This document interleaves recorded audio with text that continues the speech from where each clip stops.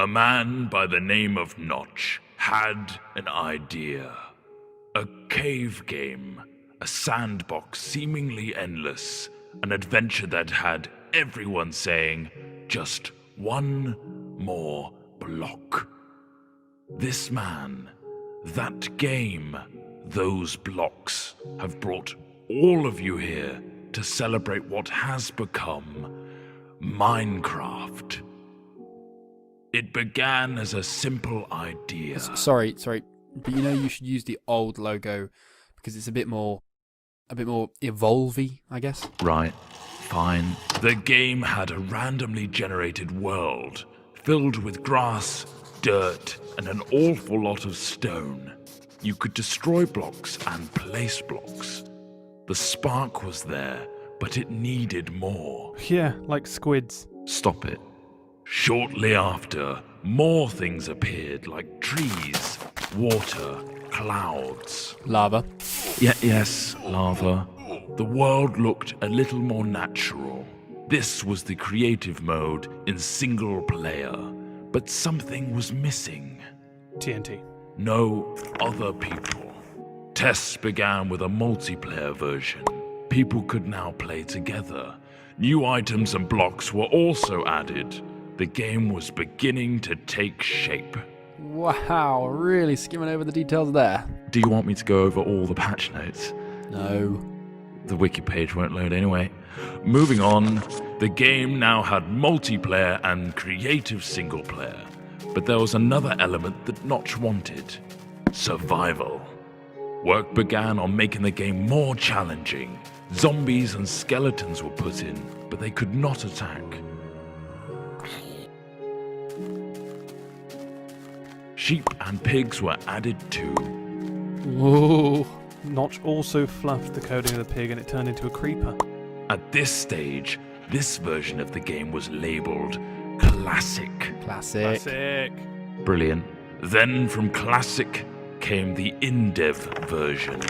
What on earth does that mean? No idea, not important. Dynamic lighting was put in, a new sound engine, and more importantly, crafting was introduced.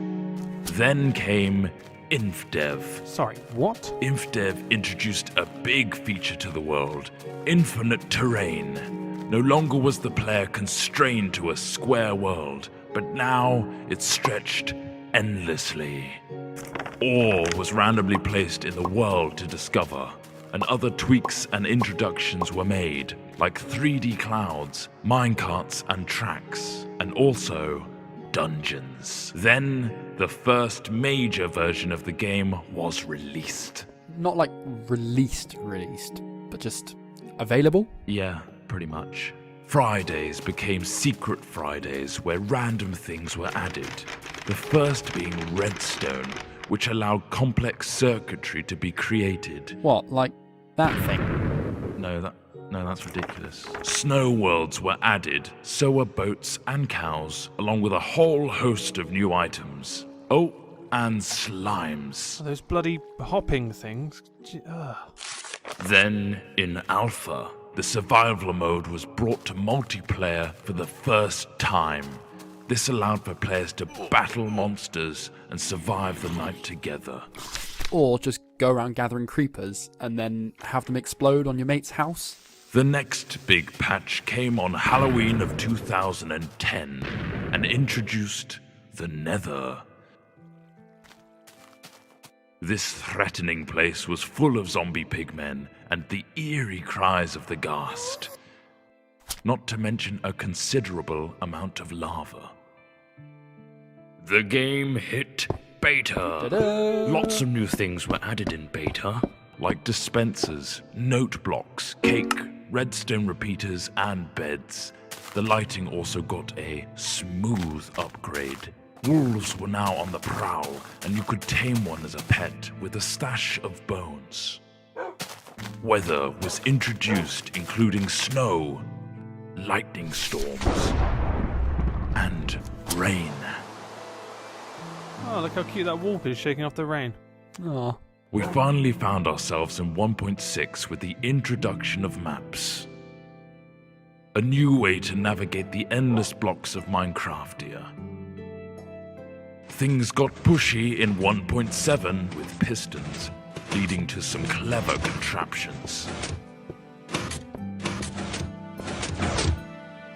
1.8 gave vastly improved combat mechanics, allowing the player to sprint, draw back their bow, and land critical hits on their enemies.